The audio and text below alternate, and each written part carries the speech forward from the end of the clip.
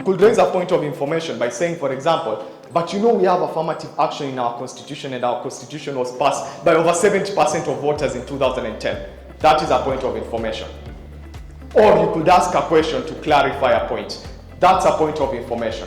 But again, you know the rules of the debate. Whenever you go to argue, it is not a clash of ideas, it is an exchange of ideas. Never ever be held in what I explained, the prison of binary ideas. But most importantly, remember that a good speaker is not a good debater. You could be a very good oratory speaker, but you don't know how to frame your arguments. So find a way to frame your arguments, either persuasively or analytically. This debate, what necessitated this debate is very simple. Why democracy tomorrow means climate action today. Over the past 3 years, I'm going to try to read it from my head, and you should clap for me if I finish in 1 minute or more.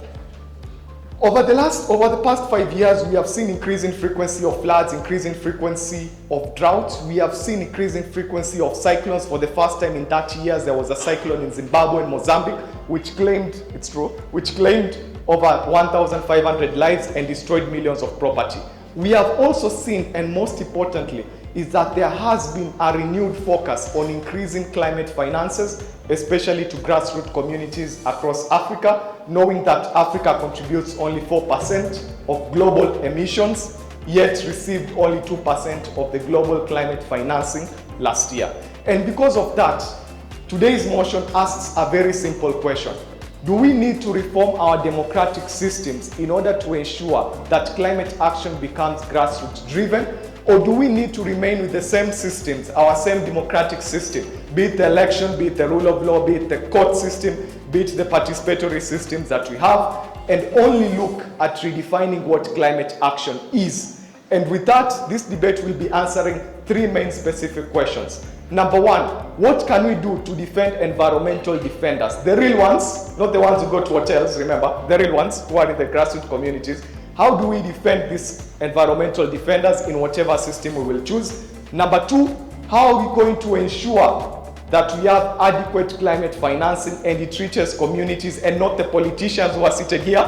Number 3, how do we ensure that climate action becomes community-driven? By a very able team of Honorable Esther Chacha and Honorable Brian Ngugi. And I start by defining the motion, or laying before the House what we interpret this motion to mean. So, according to our side, we believe that the unity, stability, cohesion, and the existence of humanity in the days to come depends on the measures we take in combating climate change today. Or in simpler terms, you can see that climate action today is the precursor or predeterminant of the democratic space that we will have in the years to come. And at that, I like to say that this House, we are the African Union Commission, and we believe that actions or steps that we take today to combat climate change will determine our democratic space, will determine our freedom, our basic rights and freedom in the days to come. So just basic definition so that we are all reading from the same page. By climate we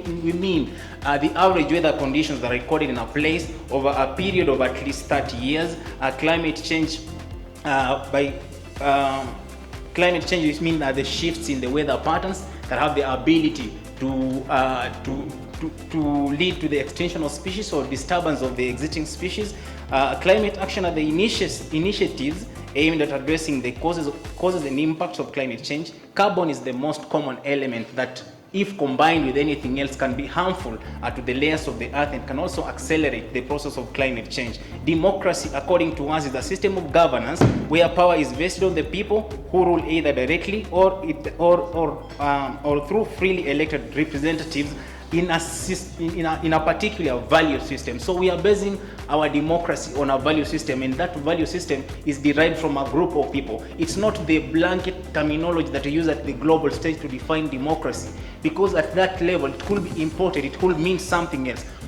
We are defining democracy based on the African perspective, from the African perspective, and by that we mean based on the values that are shared by we, the African people. And my work as the Prime Minister will be to demonstrate to the House why climate action in the form of mitigation, adaptation, financing, policy and governance, technology and innovation, public awareness and education, and community engagement will form the basis of our democratic spaces in the years to come. Point of information. Prime Minister, do you mean democracy is only African? It cannot be universal? Thank you for that question. I will explain that as I move on. So why climate action? So that brings us to the very problem. So according to the Intergovernmental Panel on Climate Change, actually there is an increase in the global temperature, both the surface and the atmospheric temperatures, and these have really caused some of shifts in weather patterns that we can attest to. In the recent past, not only in Africa, we had the worst floods in India, Kerala province. Our whole province was affected due to a shift in the rain patterns. The same case was experienced in Kenya. We have had droughts and many other things that have been caused by these shifts in the climate change. So that is the reason as to why we believe there is need for us to come up with strategies that lead to mitigation, that lead to adaptation, that lead to financing of the initiatives that we have come up with to help us combat these effects that we are facing today. So as we move on, I'd like to give the global approach, and by this I'll bring in the global partnerships in terms of bringing the Paris Climate Accord of 2015. So at the global level, there have been partnerships among nations to try and come up with a common blueprint to address the issues that lead to climate change or that affect humanity on the face of the earth. So in 2015, we understand that the Paris climate agreement or Paris climate accord was attained, and the main reason for this was to reduce carbon emissions, that is to decarbonization, fund decarbonization, or find means of raising funds to combat the effects of climate change and get nations to commit the financial resources through the nationally determined contributions and provide their own blueprints on how they are going to deal with the effects of climate change. So until this point, it's actually a case study that Africa has adopted to some extent, because African nations are also party to this Paris climate agreement. And at the moment, what do we learn from these? Are there nations that have adopted the laws that reduce carbon emission, which carbon actually, carbon CO2, carbon dioxide, and many other other methane, other greenhouse gases are the ones that are leading to the depletion of the ozone layer, leading to the rise in global temperatures. They're also leading to shifts in other weather patterns and so on. So what have we attained 9 years after after becoming party to the Paris Climate Agreement? So one, nations such as Germany have come up with laws that they call exit law. The call exit law is in force today, and Germany, as a case study, aims at reducing or getting rid of coal-powered plants by the year 2038. That's something that they have adopted. Also, there is the issue of the electric vehicles. Many countries in the European Union actually are in the process of phasing out the combustible engine vehicles. So that is one way of getting rid of carbon emissions. And we understand from different sources of scientific research that actually it's the tailpipe emissions from vehicles that contribute to up to 80% of the CO2 in the atmosphere. So by replacing that with the electric vehicles, they are in the process of trying to reduce carbon emissions. Again, we have the gradual switch from wind, from the coal power or nuclear power to the renewable wind and solar power. Those are the things that those nations have adopted, and we believe that's the right step towards the global towards combating climate change. On the other hand, in Africa, there are also initiatives that have been adopted as a result of the Paris Climate Agreement. One is the Great Green Wall, that stretches from the western part of Africa, that is Senegal, to Djibouti, and that aims at restoring the indigenous tree and grass species to restore the biodiversity. It's actually what we call a form of ecological integrity, to restore the vegetation that was there, to also help in the reducing carbon, the carbon that is in the atmosphere. So it will act as a natural carbon sink, absorbing the excess carbon dioxide in the atmosphere. Also, we have as a result of the Paris Agreement, we have had in the recent past the Nairobi Declaration that came as a result of the Africa Climate Summit, and that is where we base our focus today, because we are convinced as the African Union Commission that the blueprint that is adopted by the Paris Climate Act is far beyond us. And if we have to put it in a form of analogy, it's like pushing a PP1 student to sit for KCSE. We are not yet there. So that is the comparison that we put ourselves in. For instance, South Africa and Germany came up with the called exit law at the same time. Today, Germany has implemented that to almost 30%. South Africa has not yet done. And the main reason for that is because of the financing, which my able member will also come and touch on that. The financing in the African situation is really, really difficult. For instance, the NDCs that we are committed to by 2030 is for a country like Kenya is about 56 billion US dollars. Now, Kenya can only commit or can only raise 21% of that funds. So that is really challenging for the nation and for the African Union. And so we believe that the model of funding is supposed to be African specific, and that's why we're coming up with this to raise funds for ourselves, to use our own people, grassroots support, to use our own people, our own means, knowledge that we have, including the indigenous knowledge, to combat the effects of climate change. First of all, I would like to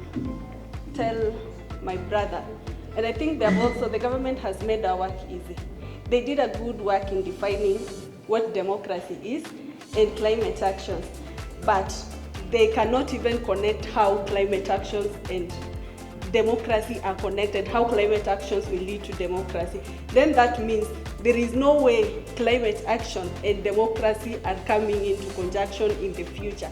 And so we as the opposition, we stand to declare that in this house, today, tomorrow, and in future, climate actions does not determine tomorrow's democracy.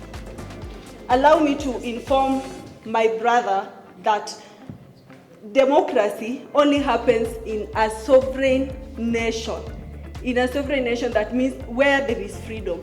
The reason why the Western nations are imposing the laws and the international laws to Africans, that means that the African laws, the African countries, they are not still free enough to impose to come up with their own laws. That's why they are being forced to have their other people's laws. And now let me take you through. Are you disputing the sovereignty of African nations?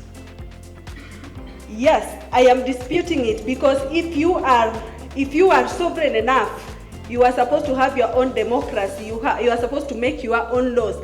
Another country should not come and make laws for you. And that is what your government is doing, agreeing with other countries to carry their laws as you go on. I'm going to take you through why we oppose that climate action today cannot lead to democracy tomorrow. Climate change is a global thing, like it's a global issue. And a global issue has international interest. And that's why we have international treaties coming up with agreements like the Paris Agreement. And due to that agreement, then that means that we need people who can work. We need expertise. We need people who can design, plan, and implement on a global scope and not a local. We don't depend on local issues, because we are dealing with something that challenges the whole globe. Secondly, when we are talking about climate action, having democracy or choosing to go the democratic way, it impairs accountability mechanism, because we may end up bringing in people who please the government but do not have the expertise that is needed to run or to strategize climate action for now and for the future. For instance, currently, the UNEP just reported this last year that according to Paris Agreement, we are supposed to limit global temperature increase to 2 degrees Celsius and bring it down to 1.5 in this century. But as it is now, by the end of this century, we are going to have a 2.7 degrees Celsius increase in temperature. And that means if you're going to depend on democracy, it cannot work. We need actions we need to get hands-on to ensure that we lower the temperature increase yearly to at least by half of greenhouse emissions currently, so that we can bring it to at least 2.2 degrees Celsius by the end of this century, which will be at least close to below to that is required. Democracy only slows the process of decision making because it calls for involvement of many people, according to your definition, where it is some level of governance that brings in values and everything that you mentioned. If we have to go that way, it will slow the decision-making process. And what we have, the global challenge that we have now, it needs quick measures. We cannot gamble with human life. And so we need to bring people on board. We need to bring technology on board. We need to bring strategies on board that will ensure we make our decisions ASAP as it is needed to achieve our goal of reducing the temperature to 1.5 degrees Celsius by the end of this century. Another thing, your government is also focusing on short-term goals. If we are thinking of democracy in this issue, then that means we are focusing on short-term goals. And that is what you democratics always do. For us who oppose democracy, like climate actions leading to democracy, because we are thinking sustainability, environmental sustainability. Like currently, the World Food Program just reported that by 2050, we are expecting to be 9 billion people in this world. And that means there will be need for more food. Agriculture alone consumes 70% of all the fresh water withdrawals in the globe and 85% in Africa. Then that means we need some measures for water sustainability. And we cannot, that's something we cannot gamble with when we are still starting to talk about democratic issues on things that need brain, things that need strategies. Thank you. Because he earlier explained the meaning of democracy, and to serve these worst implications of climate change, we have to renew our democracy and democratic practices, whereby democracy simply means participation, transparency, justice, and critical enable for climate action. Without climate policies, there is a risk of climate action being undemocratic, unrepresentative, and ultimately ineffective. Well, you're raising some great points, but I have a question. Democracy requires transparency, accountability, right? Yes. Look at our democracy for the last 5 decades. Have we had that? Okay, democracy in most African countries, we can agree that it's still in the infancy stages, and we cannot say that we don't have democracy. We are still struggling to get there. And we can have mandatory public participation during the climate-related legislation, whereby we can involve the citizens in the legislative process and ensure that the policies reflect the diverse needs and the perspectives of the population. My colleague was suggesting that they need to accelerate faster implementation of the climate action, but without consulting the people during the legislative process. How are we going to achieve the goodwill from the people to come in and help in implementing the climate action mitigations that we are putting into place to combat climate action? Thank you, Madam. When we are talking of climate action and the legislation, and you're talking about consultation, we have experts, people who have done geographical courses and they are experts. Why should we go to the parliament for someone who only did a course in English literature and find his way in the parliament to consult? Why don't we consult the experts who are already existing? Okay, to counter that, for how long will exclusion survive? Because we are trying to include people. Inclusivity is the real deal here. And we are saying that the rationale for inclusivity is involving citizens in the policies so that they reflect the diverse needs and the perspectives of the population. Inclusivity will enhance public support and compliance to the climate initiatives. We can also have the creative. We can, for transparency purposes for climate governance, we need to have create a climate action oversight that will be tasked in monitoring the government climate actions and reporting the findings publicly. This will help in ensuring transparency, accountability, because the independent body will disseminate information to the public and also give the deviations that have been experienced during the climate action mitigation, and this will be rectified and acknowledged if aired out in public. Youth empowerment is also a main issue, and implementing the educational programs and funding opportunities that specifically aim in empowering the young people and the marginalized communities to participate in climate action. The rationale of this is that the young people are the most affected by the climate change, as we can leverage on the statistics from the census. The recent census conducted in Kenya, it shows that 70% of the population is the young people, which are the youth. Now, including the youth in the climate action and offering education programs for these young people will enable the young people to understand and be part and give diverse ideas on how we can mitigate on the climate action. Also on centralizing the climatic framework, whereby the policy proposal is to devolve the action responsibility to the local government and communities, supported by the national framework resources.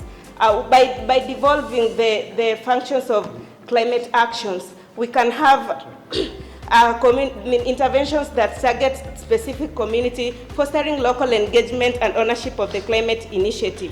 We have local governments which have been more often in tune in the specific needs and challenges on their areas. Decentralizing climate action can lead to targeted and more effective interventions.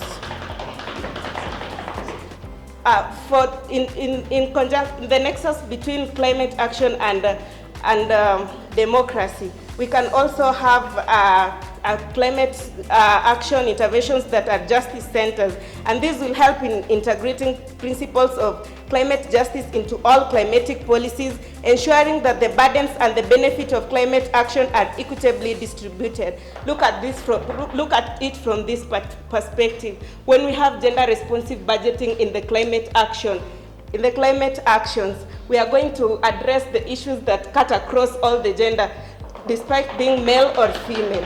And the rationale of this is that the climate change has always affected the most vulnerable people, and the policies that center on justice ensure that those who are least responsible for climate change are now the ones bearing the brunt of the impacts. And in conclusion, to have an effective path of climate change, we need to renew the commitment of democratic principles by implementing these policies that I have mentioned from the above. Thank you. Well, I'll give us a brief history of democracy and why we are really grappling with democracy in African countries. It's because it's an ideology that we bought, and we tend to forget the past, because in our culture, in our traditions, we had a setup of the way things were done, the way power was shared amongst the people, and the way people were ruled, and who to look up to. So abolishing that and adopting democracy alone has proven quite a challenge. And today the bigger challenge we have in the House is trying to attach climate action. Since it's now that we are reaching this, climate change has been there, it's just shifted names. We heard about global warming. In another decade, before this decade, we had global warming. Now we are pushing for climate change.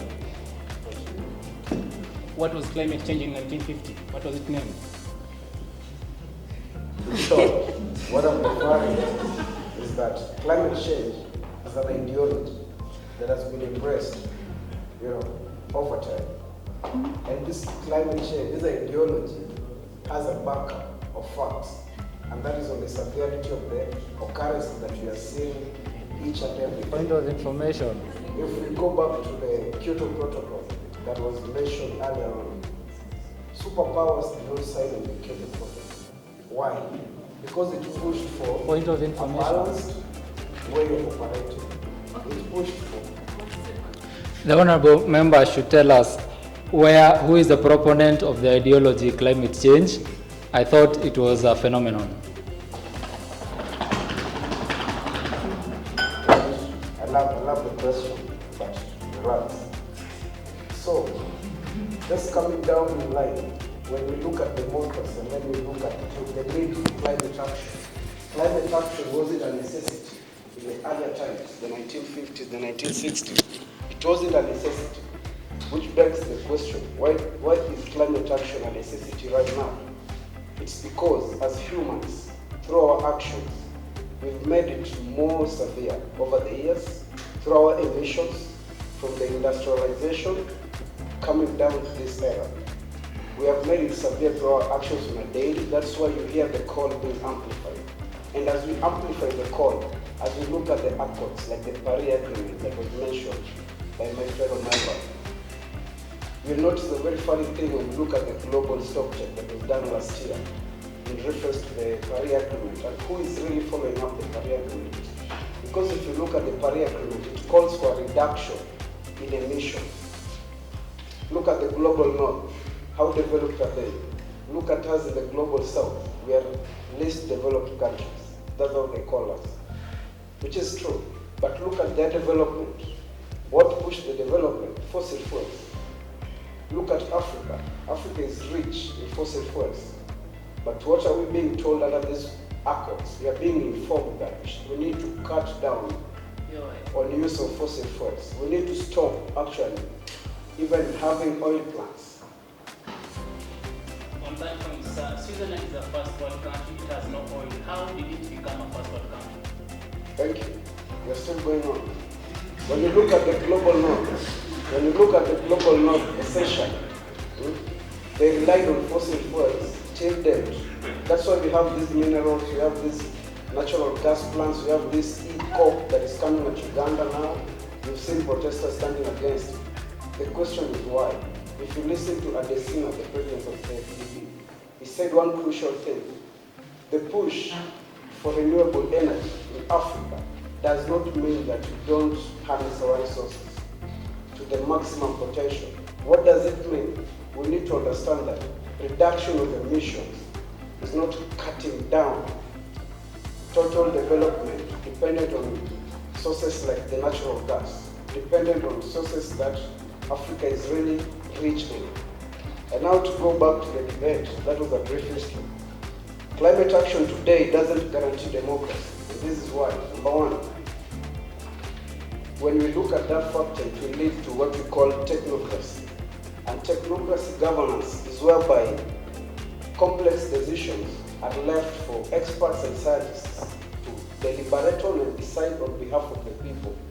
For example, a simple question. Do you really understand carbon markets? Do we really understand the carbon taxes and carbon trade? If we do, a simple question will be, why aren't the developed countries planting trees? Why aren't they doing all these actions that we are doing in Africa? That's the next question. So on a global scale, remember you said, what will that lead to? It will lead to a low public participation because the public is not well informed of what is expected or what is needed in these discussions when it comes to the nationally determined contributions.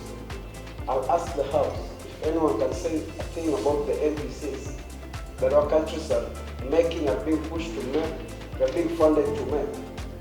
But without the public participation in the nationally determined contributions, who is going to partake of the action? It's the locals who are supposed to take care of the trees. Who is planting the trees? Do they share the vision? Those are some of the questions we need to ask. Another reason why democracy is challenged, because it will lead to authoritarianism. Why?